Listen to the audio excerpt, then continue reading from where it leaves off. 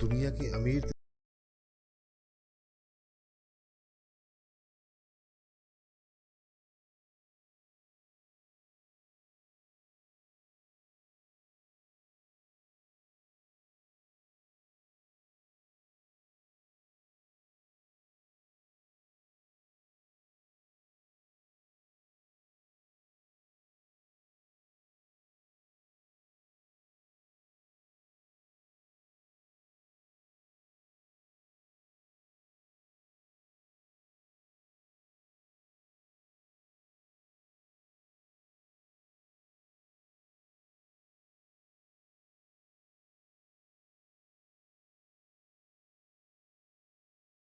अगर आपके पास रोजाना खर्च करने के लिए